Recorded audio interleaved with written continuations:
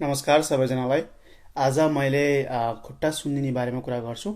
यस्तो खुट्टा सुन्निने समस्या जसको तुरुन्त उपचार गरेन भने ज्यानै पनि जान सक्छ है। खुट्टा सुन्ने समस्या धेरै धेरै कारणले आउन सक्छ है। त्यसबारे म कुरा गर्छु, तर ती मध्येमा एउटा एकदमै अलिक खतरनाक खाले बारेमा कुरा गर्छु। खास गरी लामो यात्रा गरेको बेलामा है अचानक आउने है, थोरै थोरैबाट सुरु खुट्टा सुन्ने सुरु होइन कि अलिकति लामो ट्राभल गरेको बेलामा अथवा लामो समयसम्म मुभ हलचल नगरेको लागि ठाउँ बसेको बेलामा वा भर्खरै सर्जरीहरू ठुलो अपरेसनहरू गरेको केही समय भएको छ, त्यस्तो बेलामा रेस्ट गरेको बेलामा अथवा अपरेसनको कारणले वा रगत सम्बन्धी केही समस्याहरू भएको छ भने र तपाईँलाई झ्याप्पै खुट्टा सुन्निने समस्या भयो भने, खास गरी एउटा खुट्टामा है, दुईवटा खुट्टा हुनसक्छ, प्रायः एउटा खुट्टामा चाहिँ अलि बढी सुन्निएको, अर्कोमा नसुनिएको, त्यसमा अझै बढी डेन्जर हुन्छ। त्यसको बारेमा कुरा गर्छु। तपाईँहरूलाई थाहा चिन्नुहुन्छ कि चिन्नुहुन्न, एकजना सेरेना विलियम्स भन्ने चिन्नुहुन्छ? उसलाई पनि ब्लड क्लट भएको थियो। टेनिस टेनिस प्लेयर हो, सेरेना विलियम्स र भेनेसा विलियम्स दिदीबहिनी हो। सानैदेखि सुनेको यिनीहरूको बारेमा तपाईँलाई थाहा छ होला। ऊ चाहिँ अस्ट्रेलियाबाट युएस अथवा अस्ट्रेलियाबाट युके ट्राभल गरेको बेलामा लङ फ्लाइटमा एउटा प्लेनको सिटमा बस्दाखेरि एकै ठाउँमा बस्दा खुट्टा हलचल धेरै हुँदैन नि त। त्यो बेलामा उसलाई ब्लड क्लट भएको थियो खुट्टामा, र रगत जमेको थियो टुक्रा। त्यसको बारेमा एकछिन पछि कुरा गर्छु कसरी हुन्छ भन्ने कुरा। र खुट्टा सुन्निएको थियो। पछि अघिल्लो साल हो कि सायद यो सालको सुरुमा उसको उसको बच्चा प्रेग्नेन्ट भएको बेलामा जुन चाहिँ डेलिभरी हुनुभन्दा अगाडि नै फेरि त्यस्तै समस्या भएर, अब प्रेग्नेन्ट भएको बेलामा पनि त धेरै हलचल गरिँदैन, अझै बच्चाले अलिकति धक्काल्दाखेरि कुनै कुनै रक्त नलीहरू अलिक धक्कालिन्छन् र रगत सप्लाई राम्रोसँग हुँदैन, मुटुमा फिर्ता राम्रोसँग आउँदैन। त्यो बेलामा पनि चान्सेस हुन्छ र उसलाई फेरि भयो, दोहोरो पटक भएको थियो र इमर्जेन्सी सी सेक्सन गर्नु परेको थियो उसलाई। तपाईँले चिन्नुहुन्छ होला, ऊ टेनिस प्लेयर हो। हामी सानैदेखि नाम सुन्थ्यौँ है, सेरेना विलियम्स र भेनेसा विलियम्स, दुईजना दिदीबहिनी भनेर। एनिवेज, यो कुरा गर्दाखेरि आज म सानो कुरा, तपाईँले जुन 7-8 कक्षामा पढ्नु भएको थियो होला, म फेरि देखाउन चाहन्छु। यो मुटु हो है, अलिकति उल्टो छ, यहाँ पिक्चर उल्टो देखिन्छ यसमा। मुटुले रगत पम्प गर्छ अनि शरीरभरि पठाउँछ, यसरी रातोबाट यो शरीरभरि पठाउँछ र फेरि फिर्ता भएर यो मुटुमा जान्छ है, यो प्रक्रिया। अनि अर्को चाहिँ यो मुटुले फिर्ता गरेर यहाँ आएपछि शरीरमा फेरि मलाई ब्याक ट्र्याक गर्न थालेँ। जब शरीरले रगत पठाउँछ, मुटुले शरीरभरि रगत पठाउँछ अनि शरीरले प्रयोग गर्छ, हात खुट्टा भुँडी सबैले त्यो रगतमा भएको अक्सिजनहरू प्रयोग गर्छ। अनि रगतमा चाहिँ अक्सिजनको मात्रा कमी हुन्छ, अनि त्यो कमी भएको हुन्छ नि त्यो रगत फर्केर मुटुमा जान्छ र मुटुमा गएपछि अनि लङमा त्यो फोक्सोमा जानुपर्छ त्यो अक्सिजन लिनलाई। बुझ्नुभयो?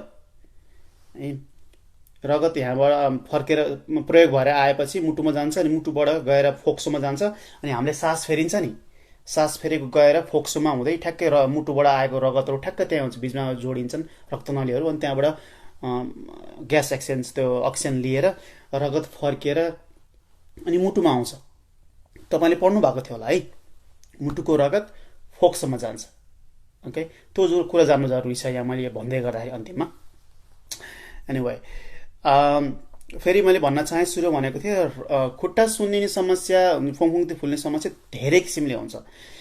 जस्तै पानी फ्लुइड जमेर, त्यो पानी चाहिँ मात्र जमेर खुट्टा वेस्टभन्दा बिलो भागमा, प्राय दुईटै खुट्टामा हुने गर्छ यदि फ्लुइड जमेको हो भने होइन, जोर्नीहरू जम्ने।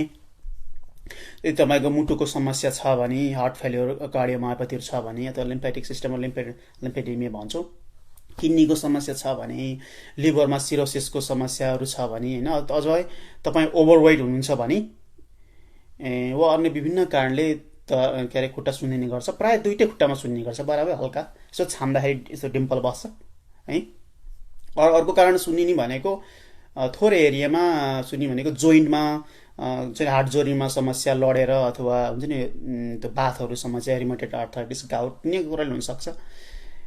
ती सामान्य हुने कुरा भयो है। तिनीहरू त्यो सुन्निएकै भरले चाहिँ मान्छेको ज्यान जाँदैन। ती सबै समस्याले अरू कारणले बरु खतरनाक होला, तर सुन्निएकै भरमा चाहिँ केही पनि हुँदैन है, उपचार गर्न सकिन्छ।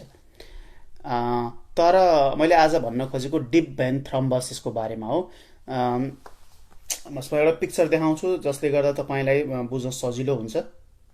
यसरी यो खुट्टामा यदि तपाईँले देख्नु भएको छैन भने यो कमेन्टहरू राइटतिर स्वाइप गर्नुहोस्, सबै देखिन्छ है। ओके, यसरी रगत फिर्ता माथि जान्छ। यो बिचतिर ब्लडको रगतहरू जमेर क्लम्प भइदिन्छ कि क्लट भइदिन्छ। अनि यहाँ क्लट भइदिएपछि रगत माथि फिर्ता जान पाउँदैन, मुनि नै ब्याक हुन्छ है, ब्याक हुन्छ, माथि जान पाउँदैन। त्यही भएर मुनि सुनिने गर्छ। दुईवटा पिक्चर देखाउँछु यसरी। ओके, यहाँ बसेर मुनि रगत फिर्ता जान्छ नि, फिर्ता भएर मुटुमा पुग्नुपर्छ, किनकि हाम्रो शरीरले अक्सिजन प्रयोग गरिदिइसक्यौँ रगतको। अब रगतमा अक्सिजन छैन, अक्सिजन लिन जान भनेर मुटु हुँदै फोक्सोमा जानुपर्ने हो। त्यही भएर फिर्ता गइरहेको रगतको हो यो। अनि यहाँनिर कुनै कारणले, म त कारण पछि भन्छु, यहाँ रगत जम्यो, सानो टुक्रो जम्यो, लामै जम्यो भने यो पुरै ब्याक हुने भयो क्या। त्यही भएर अलिक खुट्टा ठुलो पनि भयो है। प्रायः साँप्राभन्दा खुट्टा सानो हुन्छ नि, ठुलो भयो। त्यो देखाउनु खोजेको। अर्को खास गरी हलमार्क भनेको दुईवटा खुट्टा हेर्नुहोस्। एउटा यो नर्मल हो है, यो कति ठुलो छ। र यहाँ राम्रोसँग चित्रमा देख्नुहुन्न होला, योभन्दा यो अलिकति हल्का रातो पनि छ है, हल्का रातो पनि छ। तपाईँले देख्नु भएन भने अगेन प्लिज यो राइट स्वाइप गर्नुहोस् है, कमेन्टले देख्नु भएन भने। थोरै रातो पनि छ र यो बढी सुनिएको छ। कहिलेकाहीँ धेरै रेयर चान्स हुन्छ दुईवटामा क्लट फर्म हुने है। त प्रायः एउटामा सुनिएको छ धेरै, रातो छ, दुख्छ भने चाहिँ यो क्लट बिचमा रगत जमेर हो, एकदमै डेन्जर हुनसक्छ। ओके, अर्को पिक्चर देखाउँछु मसँग। अर्को पनि रहेछ यहाँ यसरी। अन्त यो कति अलिकति रातो देखिन्छ, तपाईँले देख्नु पनि छ होला। योभन्दा दिस इज लिल मोर रेडिस कलर छ है कम्पेयर गर्दाखेरि। तपाईँ आफ्नै खुट्टा हो भने तपाईँले झन् नजिकबाट हेर्नुहुन्छ, will be clear for you. र दुख्छ पनि। यसरी रगतको नलीहरू गइरहेको हुन्छ कतै यहाँबाट, खास गरी बिचतिरको डिप भेन थ्रम्बसिस भन्छ। भित्रपट्टिको अझ भित्रपट्टि अलिक ठुलो पनि हुन्छ रक्त नलीहरू, त्यसमा जम्यो भने खास यो बढी समस्या हुने हो। यो ठुलो छ, अलि रातो छ। ओके, ओके,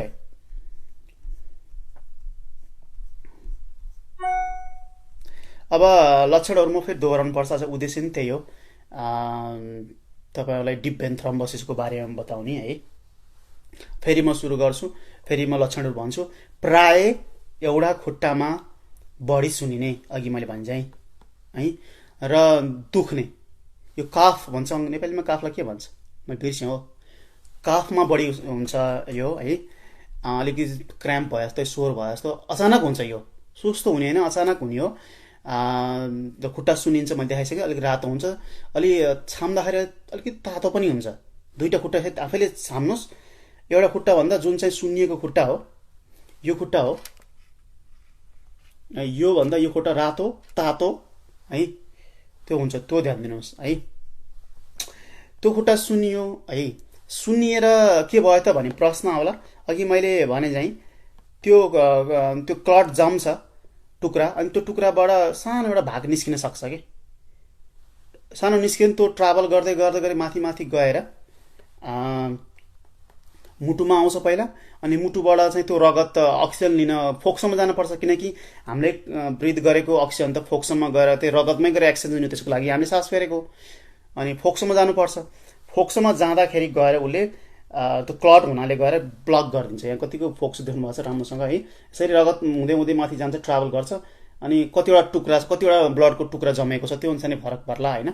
अनि माथि गएर रोकिदिन्छ, यो ब्रान्चेसहरूमा गएर ठ्याक्क रोकिदिन्छ। यतापट्टिको फोक्सोको आधा भाग अथवा कहिले सिङ्गै भाग अथवा थोरै लोबमा गएर पुरै ल यहाँ आएर यो चित्रमा कति देखाउन सक्छु। यो भाग पुरै चाहिँ अक्सिजन के अरे जान नपाएको अथवा एक्सचेन्ज हुन नपाएको भनेर देखाउनु खोजेको छ। यहाँ गएर ब्लड क्लट भएछ, गएर यहाँ रोकिएछ है। तपाईँको त्यो यसरी बुझ्नुहोस् कि धाराको पाइपमा बिचमा गएर केही अड्कियो कि, सप्लाई नै भएन कि। भएपछि भित्र फोक्सोको ठुलै भागमा गएर चाहिँ अक्सिजन एक्सचेन्ज गर्न पाएन भने तपाईँले यहाँ मुख थुने जस्तै भइदियो कि। यहाँ मुख थुन्यो भने भित्र हावा जाँदैन। त्यसरी नै हुन त यहाँ अब हामीले सासबाट त हावा त गयो, त्यहाँभित्र गएर जहाँ एक्सचेन्ज हुनुपर्ने हो, जहाँ चाहिँ रगतले अक्सिजन लिनुपर्ने हो, त्यो एरिया नै पुरै ब्लक भइदियो भने, ब्लड सप्लाई भएन, ब्लक भइदियो भने त सास नफेरे बस मुख थुन्दी जस्तै भयो कि त्यहाँ है। त्यसलाई पुल्मोनरी इम्बोलिजम भन्छ है। डिप भेन थ्रोम्बोसिस, यसरी मुनिबाट मुनि खुट्टाबाट त्यो टुक्रा अघि त्यो रगत जमेको सर्दै सर्दै सर्दै सर्दै माथि गएर अनि फोक्सोमा पुगेर फोक्सोमा अक्सिजन नहुँदाखेरि त्यो त्यो इम्बोलस भन्छ, त्यो रगतको टुक्रा मुभ भएपछि है, एकै ठाउँमा बसेको थ्रम्बस भन्छ, मुभ भएपछि इम्बोलस भन्छ है। त्यो मेडिकल टर्म हो त्यो, पुल्मोनरी इम्बोलिजम भन्छ। त्यस्तो भयो भने जब फोक्सोमा पुग्छ अनि सास फेर्न अलिकति गाह्रो हुने, अचानक है एकदमै छाती दुखे जस्तो हुने, र छाती दुख्दाखेरि त जति लामो सास फेर्न खोज्यो झन् दुख्ने, अनि कफ गर्नु खोज्यो झन् दुख्ने। किन भन्दाखेरि त्यो लामो सास फेरिएको अक्सिजन एक्सचेन्ज गर्नलाई हो होइन, र अलिकति अक्सिजन बढी पनि चाहिन्छ, अनि कफ गर्दा पनि त्यो अलिक मोबिलाइजेसन होला होइन, झन् दुख्छ है। कोही त अब त्यो अक्सिजन एक्सचेन्ज नभएपछि ढल्ने है, पुङ्गा ढल्ने, अथवा कोहीलाई अलि सानो क्लट चाहिँ गएर जमेको छ भने छटपट्टि भएर लौन मलाई के भयो, लौन मलाई के भयो भन्ने, म त मर्न लागेँ भन्ने, लौन बोलाइदे, मेरो छोरा बोलाइदे, मेरो छोरी बोलाइदे, पूजा लगाइदे, हुन्छ नि अब पण्डित बोलाइदे, म त मर्न लागेँ। उस एकदमै त्यो अक्सिजन ब्लडमा कम भइसक्यो हुन्छ है, कसैको 2 घन्टा 3 घन्टा पनि जान्छ के। अनि त्यसो अक्सिजन एक्सचेन्ज नभएपछि शरीरमा अक्सिजन मात्रा कम हुन्छ, हार्ट रेटको मात्रा पनि बढ्छ। अक्सिजन नभएपछि मुटुलाई पनि छिटो अक्सिजन सप्लाई गर्नुपर्छ, थोरै भएको अक्सिजन छिटो बाँड्नु पर्यो, अनि दिमाग पनि राम्रोसँग अक्सिजन अब कम हुँदै जान्छ। जब दिमागमा अक्सिजन कम हुन्छ अनि 2-4 कुरा मात्रै सोच्न भ्याउँछ दिमागले, एकदमै इम्पोर्टेन्ट कुराहरू, त्यो भनेको छोरी सम्झिने अथवा भगवान् सम्झिने है। यदि यदि समय छ भने कसै एकदम आत्तिएर सबैलाई भन्न खोजे होइन, ल न बोलाइदे, के अरे आँगन लिप्दे, के अरे ऊ लगाइदे, के अरे बोलाइदे, म मर्न लाएँ, हुन्छ नि मेरो पूजाआजा गर्दै भन्ने थाल्छन् है। कसैले त्यस्तो भन्ने समय प्रायः त्यो प्रायः सबैलाई भन्न मिल्दैन, त्यो समय हुन्छ कि त्यो गर्ने। हल्का दुखे पनि हुन्छ, एकदमै भाउन्न बनाए जस्तो हुन्छ, ढल्ला जस्तो हुन्छ नि, सास फेर्न गाह्रो भयो जस्तै हुन्छ है। तर सास त गहिरा जस्तो लागेको छ, तर चाहिँ आफूलाई भित्र चाहिँ सास फेर्न नसके जस्तो हुन्छ कि है। र कन्टिन्युस हुन्छ फेरि त्यो एङ्जाइटी एट्याकमा जस्तो, कसैले एङ्जाइटी एट्याक पनि त्यस्तो हुन्छ, सुन्नु होला, एङ्जाइटी एट्याक जस्तो एकछिन हुने अनि पछि गएर चाहिँ शान्त हुने होइन, कन्टिन्युस हुन्छ। उसलाई कसैलाई है समय पाउँछ अनि त्यही हो, फलाना छोरा बोलाइदे, छोरी बोलाइदे, मेरो पूजा गर्दै, म मर्न लाएँ, मेरो दिन आयो भन्ने हुन्छ। अनि सबै कुरा गर्छ, अनि दिन आउँछ जान्छ, हस्पिटल लगेको भए बाँच्थ्यो होइन, अनि दिनै खोजिया हुन्छ, अनि अब उपचार नगरेपछि दिन आइहाल्यो। त्यस्तो सम्भावना हुन्छ, तपाईँले गाउँघरमा सुन्नुभएको छ होला। हुन त ब्रेनमा गएर ब्लड क्लट हुँदा पनि त्यस्तै हुन्छ, सम्भावना रहन्छ। तर पुल्मोनरी इम्बोलिजम जुन खुट्टामा भएको ब्लड क्लट मुभ भएर गएर फोक्सोमा जाँदाखेरि, फोक्सोको धेरै भागहरूमा अक्सिजन एक्सचेन्ज नहुँदाखेरि सास अक्सिजन रगत सिस्टममा नपुग्दा र त्यो अक्सिजन ब्रेनमा नपुग्दा अनि मान्छेहरूलाई मर्न लागे जस्तो हुन्छ, र दिमाग चाहिँ एकदम इमर्जेन्सी मोडमा जान्छ। र प्रेडिक्टेबली अब त्यो कोही 1-2-3 घन्टा बाँच्ला, कोही 8-9 घन्टा बाँच्ला है। कोही चाहिँ फेरि त्यो शरीरलाई फेरि अर्को के हुन्छ भन्दा शरीरले त्यो ब्लड क्लटहरू डिजल्भ गर्ने प्रक्रिया शरीरमै हुन्छ। फेरि कसैको अलि सानो छ भने शरीरले आफै, खास गरी खुट्टातिरै छ भने, फोक्सोमा आइसकेपछि त गाह्रै छ होइन, फोक्सोमा नि होला, तर खुट्टातिर रगत सिस्टममा हुँदाखेरि सानो ब्लड क्लटहरू शरीरले आफै डिजल्भ गर्छ, तर अलिकति ठुलो भइसक्यो शरीरले भ्याउँदैन कि है, शरीरले भ्याउँदैन। तुरुन्त हस्पिटल लगेको भए चाहिँ त्यो औषधिहरू भेनबाट दिएर डिजल्भ गरिदिने त्यो टुक्राहरू, वा उस्तै पऱ्यो भने अब अपरेसन गरेर निकाल्न पर्ने। खुट्टातिर छ भने त निकाल्न मिलिहाल्छ, फोक्सोमै छ भने गाह्रो पनि, त्यही पनि गर्छन् होइन, बचाउनलाई थाहा पाइहाल्यो भने, कहाँ छ भने थाहा पाइहाल्यो, त्यस्तो हुन्छ। अनि हस्पिटल लग्यो भने अल्ट्रासाउन्डहरू गरेर हुन्छ नि, भेनोग्राफी दुनियाँ गर्ने हुन्छ, ब्लड टेस्टहरू, डिडाइमर टेस्टहरू पनि गर्न मिल्छ के हो भनेर है, त्यो उपचार गर्नुपर्ने हुन्छ। अब यस्तो हुनै नदिन के गर्ने भन्दा, तपाईँ खास गरी लामो यात्रा गर्नुभएको छ भने प्लेनमा पनि, म पनि लामो ड्राइभ यहाँबाट नेपाल जाँदा गएको बेलामा घन्टौँ 16 घन्टा 17 घन्टाको फ्लाइट हुन्छ, कहिले 13-14 घन्टाको हुन्छ होइन। म बेलामा उठेर 2-3 घन्टामा उठेर वक गइरहेको हुन्छ, यताउता हिँडिरहेको हुन्छु, बाथरुमै जान नपरे पनि बाथरुममा गएर आउने घुमी गरिरहेको हुन्छु है। त्यो गर्नुपर्छ, यु नेभर नो, सबैलाई त्यतिखेर नै हुने भने होइन है, तर you never know, can happen any one. Okay, एकदमै एथलेटिक छु, म एकदमै स्वस्थ छु, शरीर मेरो फिटफाट छ भनेर हुँदैन। किनकि मैले देखाएँ नि सेरेना विलियम्स, उसको लाइफ लङ नै उसको स्पोर्ट खेल्ने मान्छेलाई पनि भएको छ, 2 पटक भयो झन्। ओके, अब सेडेन्टरी लाइफ बिताउने हुन्छ नि अफिसमै बस्ने दिनभरि कम्प्युटरमै बस्ने त नचल्ने तिनीहरूलाई हुने चाहिँ बढी चान्स छ। अलि मोटोलाई पनि हुने बढी चान्स छ है। अनि कारहरूमा लामो समय बस ड्राइभरहरूलाई हुने चान्स छ है।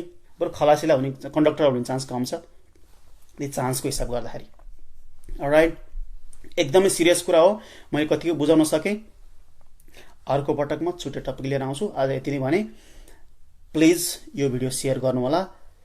तपाईँले सेयर गर्नुभयो भने अरूलाई पनि ज्ञान मिल्छ र अरूले पनि केही सिक्ने मौका पाउँछन्, कसैको ज्यान पनि जोगिन सक्छ। Alright, see you next time, bye by.